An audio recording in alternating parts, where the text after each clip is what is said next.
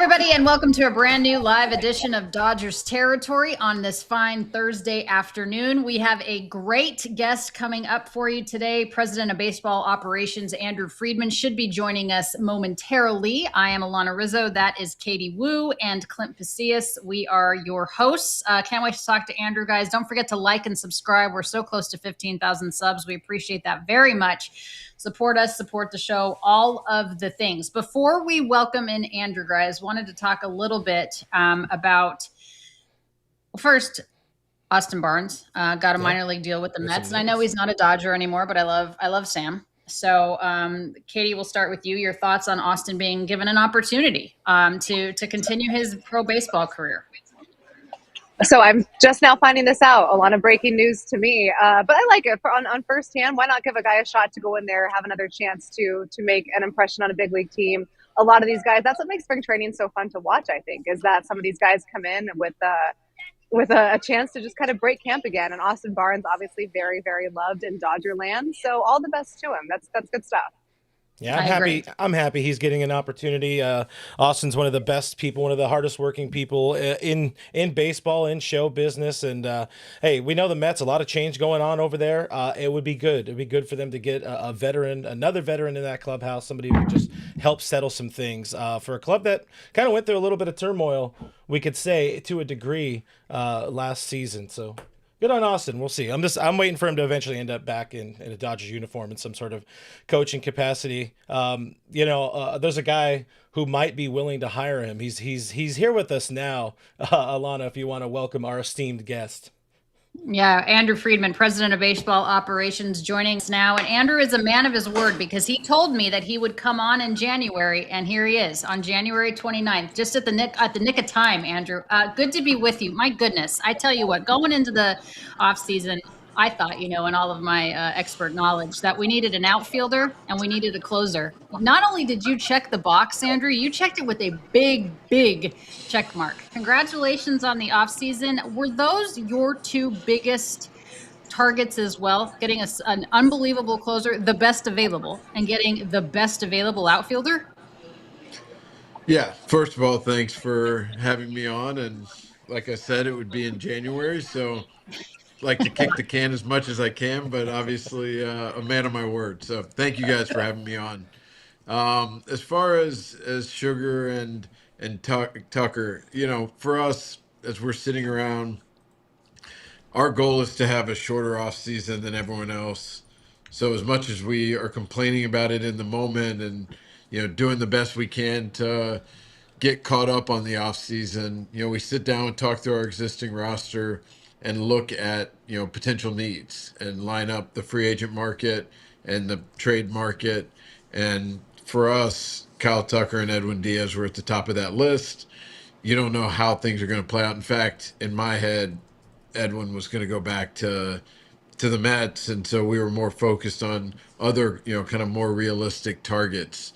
But near the end, before we closed the deal, we started to sense that opening, that we had a real chance, and we struck. And we talked about Tucker more recently, but obviously for us, it was about maintaining a shorter term deal. And anytime you're doing that, you're introducing risk of being able to get that done. So I wouldn't say we were confident about it, but 5-7 days before we signed him, we started to get some sense that we had a real chance. Yeah, exceptional additions, obviously. I think the real question we should have opened with, the thing that's on everybody's mind, how were the Golden Globes, Andrew? They were good. They were good. I'm sure it's on everyone's mind. Todd Bowley, our ownership group, is very involved with Dick Clark Productions, and so it was a cool experience. You're so mired in the day-to-day and the stress of the off-season and the season. So to step back from it and watch other people be stressed was fun. And also being a part of another, you got a viral clip. You're in the background of Leo's shot, whatever he's got going on there. That's a lot of fun. As somebody who covers his team, watches his team, the offseason was a lot more fun for me. It's funny to me that it feels like the Edwin Díaz signing happened and we've just kind of glossed over that kind of. Everybody was already moving on. It's like, what else do you and Brandon have cooking? You guys were cooking, obviously. A little bit of a slow offseason for what we're used to, but still very good. Bringing back Miggy Rowe. You mentioned what we got. What is it? Sugar and the Sugar and Tucker LLC is what Alanna said in our chat. Andy Ibanez added to the mix. What can you say more about adding Edwin Díaz? Here's the point. Adding Edwin Díaz to that bullpen that we thought would be a massive strength for this club last year, and then obviously you had to scramble a little bit. What does adding a closer to the back end of that bullpen really do to help solidify things and make Doc's life a little bit easier?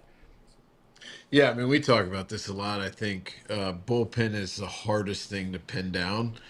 And it's funny because it almost feels like there's an inverse relationship between the better I feel about it in spring training and the worse it does versus the more worried, consumed I am by it, the better. Obviously, that's not actually correct, but it's how it feels.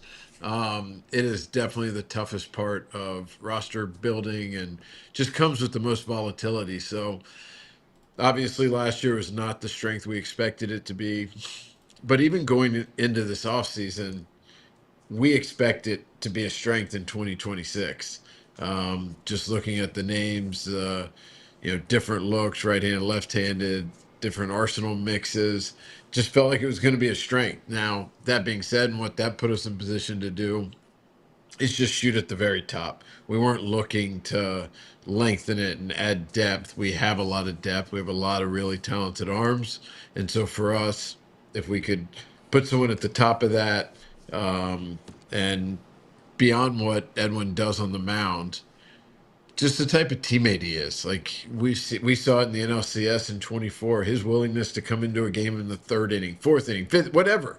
All he wants to do is win. And just the way that can permeate a clubhouse and an organization beyond the obvious kind of talent points definitely were a factor as well. Andrew, hi, hello, nice to see Hi. you. Coming to you live from an airport, so that's super fun. So I know the bear with life. any weird sounds right in the background. My question for you: we had some topics about the WBC come up. Team Japan released their roster. Yamamoto's on there. We knew Shohei was going to play. No Roki. What were obviously you guys do play a decision here. The kind of talking points you went through, and then what are the pitching plans for Yamamoto and Ohtani? Yeah, from our standpoint, it's easy to be supportive of the WBC as a fan of baseball, as someone who loves the game and is looking for it to continue to grow and get better. It's easy to love the WBC. Now, in my specific role, it's a little bit harder, but have to kind of set that aside. And so, our conversations, we understand the immense pride that these guys feel for representing their country and that competition, and that Ohtani Trout, that just Japan US game was one of the more fun, because obviously when the Dodgers are playing, I would not describe my experience as fun ever. So watching that game was like, I felt like a fan. Like there was a real level of enjoyment. So I get it. And the reason it is so enjoyable is because of how much pride these guys have and how badly they want to win for their country. And you could feel it. It's palpable. So talking to these guys, it's just about partnering up with them and understanding where they're at, what their thoughts are, how we do it in the best way. We have designs of playing through October. So what does that look like in February, March, and just how to balance all of it. But really good conversations with all those guys. And, at the end of the day, we are supportive. And Roki Sasaki, Andrew, of course, a big part of the Dodgers' future moving forward. And this is a kid that obviously has a tremendous amount of talent, but he is still young. A third pitch, I think, would be helpful. Brandon Gomes said that you guys see him as a starter, at least in the onset. Would you be willing to have him perhaps start the season in AAA to continue to work on that third pitch? Or what do you see his role in the immediate future? Yeah, I mean, I think last year, all in all, was a really good experience for him.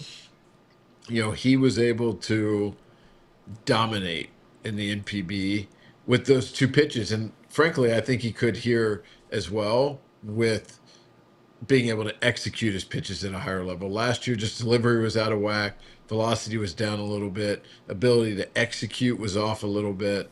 So it's either adding that third pitch or elevating the pitch making ability. And we've seen that from him in the past. We talked about this last year. We see this a lot with guys who have some kind of soft tissue injury, whether it's a hamstring and the way that affects how they get off the mound, which then has downstream effects to their delivery, or an oblique where you're looking to rotate and create it in a different way because subconsciously you're protecting that oblique. We see it all the time. And obviously that happened with Roki when he was in Japan, and then his last year in Japan. We don't necessarily have the same insights that we have when a guy's our player or playing in the major leagues. And so that coupled with it takes time to build trust. And we weren't looking to try to force that. We're playing the long game with Roki, but I feel like we got to a place of a lot more trust, and that comes from, building a relationship. And so we couldn't be more bullish on what he's capable of. He is an extremely talented pitching prospect. And, sometimes it takes those guys a little bit of time to put things together, but I will bet on him having a really long and really good major league career. Yeah, it's been my argument for sure, telling people who are like, why don't they just put Roki in the bullpen? Obviously, you won a World Series with him in the bullpen, but you don't bail on somebody with the upside of a starting pitcher. And there's a reason everybody wanted Roki Sasaki last winter. Of course, you guys were lucky enough to be the ones to land him. You got a pretty good landing spot there. Seeing some of the questions in the chat, I'll find a way to make it a little less direct about a player name, but any other moves in the hopper for you guys before you report to camp in a couple weeks? Maybe a fan favorite, maybe somebody with some postseason and World Series experience, maybe somebody with a Tober named after them. Something in the works? Yeah, I mean, we're still having conversations on a few different fronts. And, for us, it's about putting the best team we can together, not just as we break in April, but what it could potentially look like in October. And from our standpoint, we talked about it a lot last year. We want to do everything we can to stay out of the buy side market in July. Uh, Prices are 150, 200, 250% more at that time. So just trying to get in front of it as much as we can. And so we are viewing moves through that lens and continuing to have conversations about bringing back guys that can help us win a championship in 2026. We'll accept that. I'll accept that answer. Yeah, spoken like a true front office executive. So very well rehearsed. Andrew, I want to focus a little bit on another fan favorite. We talked in the winter meetings that Tommy Edman is likely going to be delayed to start spring. Let's start with a little prognosis update on him, if you have an idea on what his spring will look like. And then, while yes, you could make a couple of additions to this roster, what does second base look like for you right now? Andy Ibanez coming in, you can give Kim a longer run. But if Tommy misses extended time, how are you looking to fill that? Yeah, Tommy, the arrow's pointing up, just went and got evaluated again for that checkup, and everything is pointing in a good direction. Exactly what that means, we don't know yet until we really start ramping up baseball activity, getting him in spikes and doing it day after day after day. How the body responds will dictate a lot of it. And so we're not going to be foolish and try to cut corners. But that being said, we're also not going to artificially hold him back. And so we'll have a much better feel as we get into February. And, kind of by late February, we'll have an idea whether we have the runway to safely build him up and be ready, or if we don't. And if we don't, we feel really good about, Alex Freeland, Hyeseong Kim, Ibanez, Miggy Rowe. We just have a combination of guys that we feel like, can help hold down that spot for us and do it at a pretty high level. Miggy Rowe is obviously solidified in terms of what he can do for this club. How much more of a runway, Andrew, if more, would you like to give Hyeseong Kim in terms of being able to see what he can do out there? I know a lot of it is dependent upon Tommy Edman and the health, but would you like to see him out there more? What's the plan? Yeah, I mean, I feel the same way about Freeland as well. So, we've got, kind of one spot short of injury and, let those guys kind of duke it out some. Both are really talented young players. They kind of get to their value in slightly different ways, but both great workers, great makeup, and real ability. And so, we have to figure out, and you never want someone to get hurt, but obviously things will happen and guys will get some runway. And we need to be able to provide that runway for our young players to get a better sense and a better read. And for us, it's about integrating those guys onto our roster over the next 2, 3, 4, 5 years. So when we can get those runways and opportunities, we're going to be aggressive to do so. One thing that really excites me, and if Mark Pryor recalls being on our show a couple of times, he knows I love talking pitching, particularly starting pitching. I love this era that we are in of this rotation that you guys have assembled. I'm going to throw it on the screen because it is an electric collection of arms. We hope everybody can stay happy and healthy and provide some innings for this team over the course of the regular season, into the postseason, yada, yada. Is this, Andrew, the best starting rotation in the history of baseball?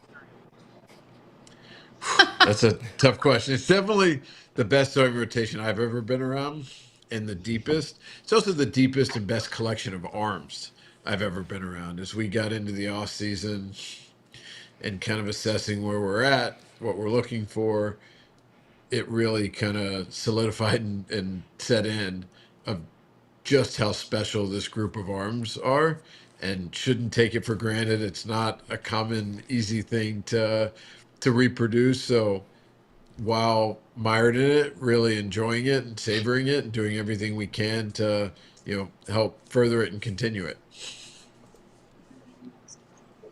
Well, going off of that, we just saw the arms. Pitching depth is, as you know, one of the most pivotal, important things an organization can have, regardless of what you're spending on the major league roster. If you don't have AAA depth and ready to go arms, you don't really have much of anything. As we get to pitchers and catchers in just 2 weeks, what excites you about the back end of the rotation? I know we've talked about potentially doing a hybrid 6-man to start the year. A lot of these things will answer themselves as spring goes on, but as you're coming to camp, what names are you looking at to kind of fill out the back end of your rotation? I mean, for us, I think there's so many talented arms that it's hard to say, this guy, that guy. But I think 2 guys I'm really excited to see are Gavin Stone and River Ryan. Both obviously really talented young pitchers.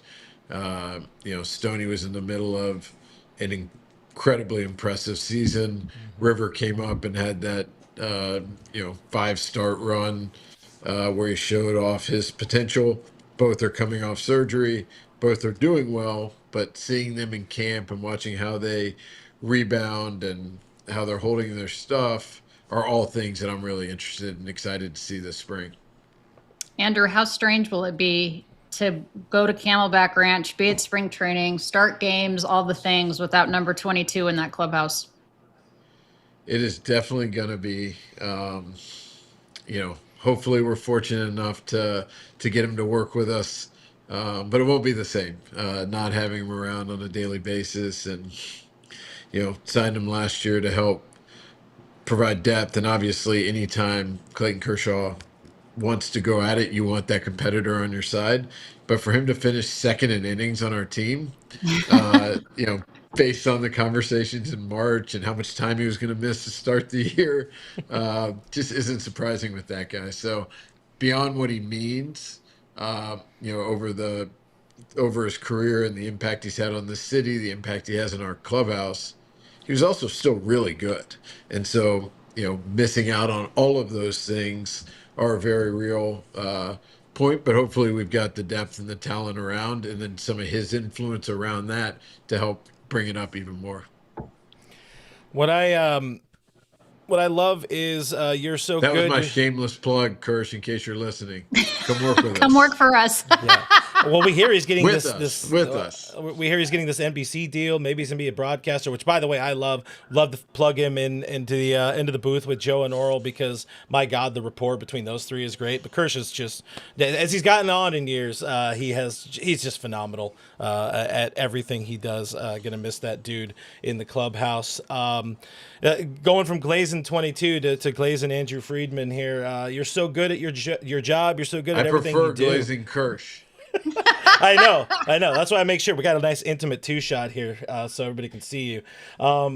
You're so good at the things you do. You got yourself another gig this offseason, of course, helping out Mark Walter with the Lakers. A lot of people are like, oh, this is why they were slow in the offseason early, because he's so busy with that Lakers job. Help kind of clear the air for people who aren't really in the know with what you're doing there, like in that advisory role with Rob Pelinka, and just what you're doing with the purple and gold on the other side of, well, not the other side of town, I guess, just down the road on the 110 there.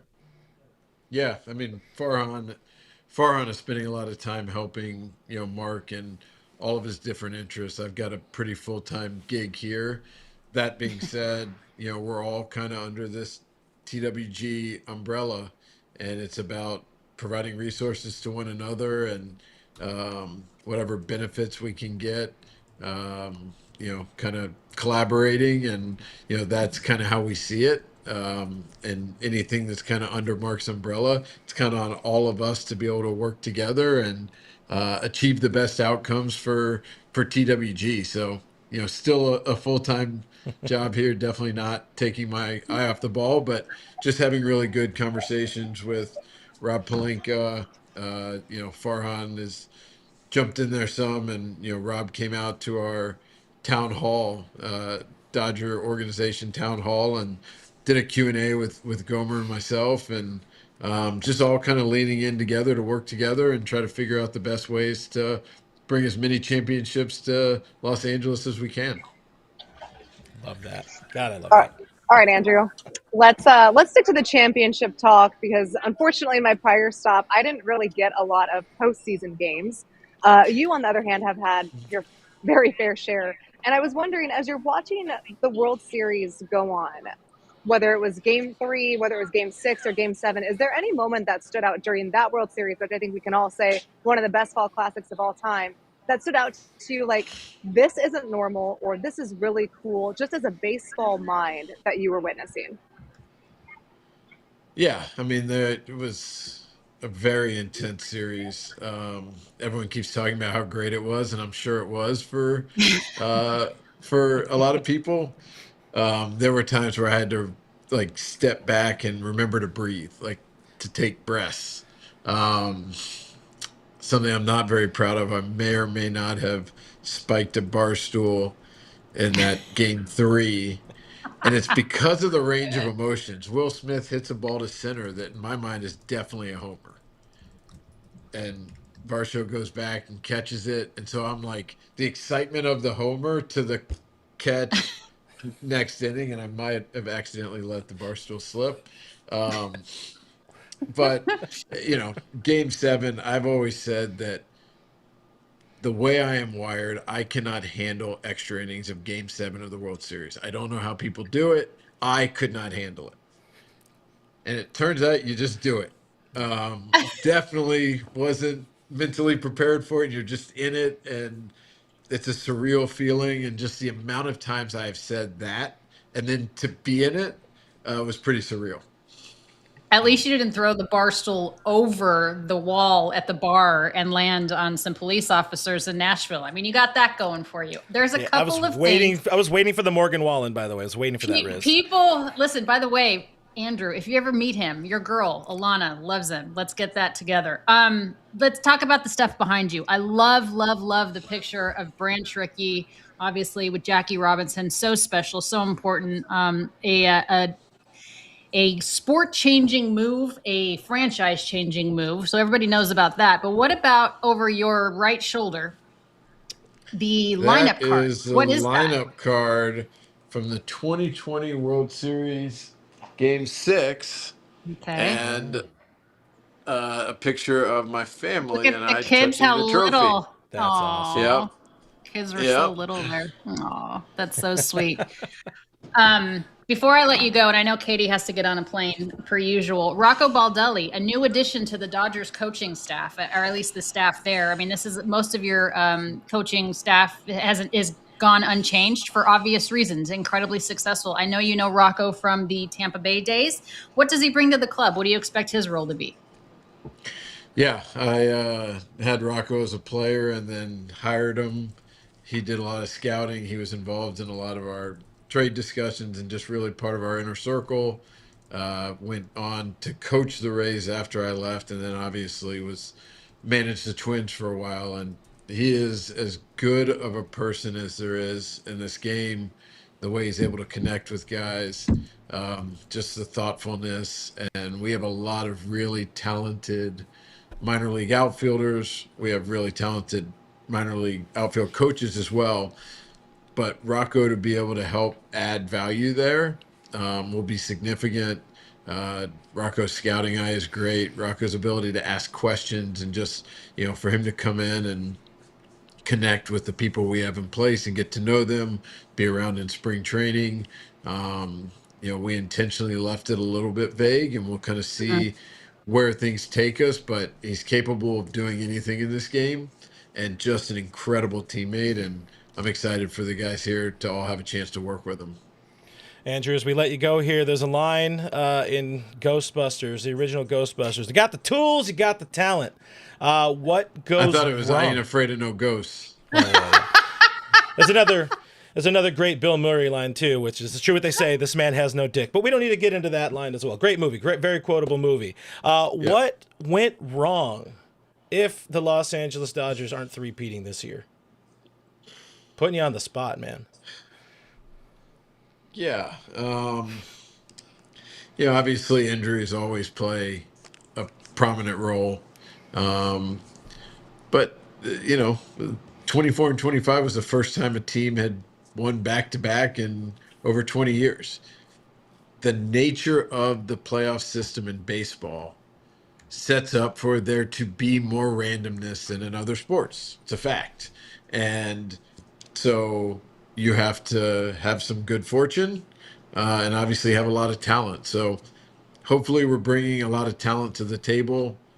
First we obviously have to qualify for October, and then if we're fortunate enough to do so, you need some good fortune, but we feel like we'll be bringing a really talented roster to the party. And for me, I'd rather focus on the things that can go right and, all the different outs we could have of how to be as good as we can be. Yeah, you've earned that right. Congratulations, back-to-back World Series champions, going for the three-peat. Andrew Friedman, tell Robin and the kids hello. Thank you so much for taking the time. We will see you at spring training in a couple of weeks, and just thanks for putting such a good product on the field and giving us something to talk about. It's a pleasure. Thanks so much. Thank you, guys. Thanks for having me on. Safe travels, Katie. We appreciate you, Andrew. That is President of Baseball Operations, Andrew Friedman. We thank him for joining us. And before we go, I think we should talk about Morgan. What do you think, Riz? Yeah, sure. Not Wallen, the dog. Yeah. Yes, let's do it. Last licks.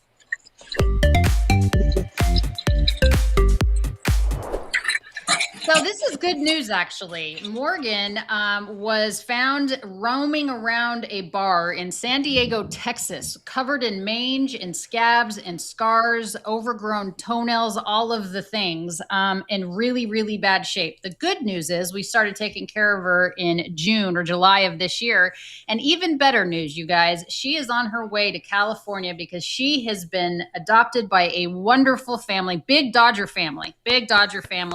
Love that. And she's being adopted, but we need some help getting her from Texas to California, if you will. So if anybody can donate $1, $5, $10, $100, whatever you can, if you're led to do it, please donate at Gidry'sGuardian.org. Just put Morgan on the donation form. Let's help her get to her forever home. Appreciate the consideration, guys. Thanks very much. And one of these days, I know you're going to eventually, convince the lady in the middle to get one of those dogs because, got to establish some roots here in SoCal when she gets settled in. But yeah, she's got a lot going on. First, she's got a lot to celebrate for. Yeah. Thoughts? I mean, that was a lot of fun. Well, I'm a firm believer in adopt, don't shop. So Yes. I love talking to Andrew. He is good. He's good at everything. And I think giving for us as well, but fans this opportunity to kind of get a different look. As Katie will, knows already, and we'll learn a lot more covering the team on this beat this year. There's a lot more of the company line and maybe not so much scripted answers, but there were definitely some Friedmanisms in there and things you'd say. But Katie, what was good out of what we learned from Andrew there? What'd you like? I thought it was interesting. Sorry about the video quality, guys. I'm fading fast. But I thought it was really interesting to hear which starting pitchers he was looking at with River Ryan and Gavin Stone, because you figure Emmett Sheehan's not going to be in that mix. But under him, like, who are we looking at? And the Dodgers, I never experienced this in St. Louis. There are like 10 guys coming into camp that all have a viable shot of making that, we'll call it a number 6 spot in that rotation, knowing that, it could be a potential 6-man, it could be a hybrid. But these are all players worth watching that all have the ability to, maybe on any other organization, to be a for sure 4 or 5. And now they're in here just trying to be a 6. And the depth in the system is going to come up. It's unfortunate. Pitchers get hurt. Injuries are a part of the game. Obviously, I'm not advocating for that in any way. But to be able to really hold yourself to be a true contender, you have to have depth. And the Dodgers have so much of that. Depth on depth on depth, Riz. That's amazing. I liked the fact that he's a human being and he was a fan and he's throwing bar stools and he's freaking out and trying to remind himself that he needs to breathe, right? I mean, that's a real thing. And you shouldn't be in those types of positions, and you shouldn't be involved with an ownership group that doesn't care about winning. If you don't care if your team wins and it's just a line item on your P&L, that's a problem. And the Guggenheim Group cares about winning. They've shown it time and time again. And he cares, but he's also one of the, and I'm not just saying this because he's on our show. I have a tremendous amount of respect for Andrew Friedman. He is one of the smartest people you will ever meet in the game. And he's one of the most approachable front office people I've ever been around. To be a president of baseball operations for the Los Angeles Dodgers, he does not have to be as accessible as he is. And he's truly just a kind human. I mean, he'll joke around with you, but he's incredibly smart, but he's not condescending. And I appreciate that very much about him. And by the way, I mean, he's saying this is the best starting rotation in terms of depth and talent and arms he's ever been around. That's impressive. I mean, for him to say that, that's pretty impressive. Yeah, I mean, he, just like all of us, survived that 2022-2023 season where they ran out of pitching. They 100% ran out of starting pitching entering the postseason, and that's not a healthy lifestyle. If the World Series was bad, I think it was a little bit worse for him and his heart and his ability to enjoy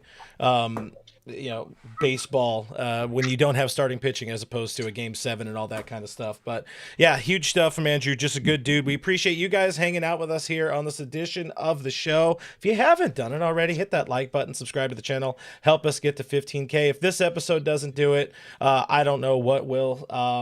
What else should we tell people? Maybe buy our stuff. What do you think about that, Alanna? Buy our we appreciate it very much. Yeah. Support Katie, support Clint, support myself. The more sales we get, the longer we can do the show, you guys. Honestly, it's a revenue-based show. So support us if you like what we're doing. If you don't, tell us how we can get better. Be kind. We can take criticism, but keep it clean. Okay. Katie, have a safe flight. Everybody have a great week. Have a great weekend. And we will be back on Monday, same time, 12 p.m. Pacific, 3 p.m. Eastern. We'll talk to you then. Go Dodgers. Bye.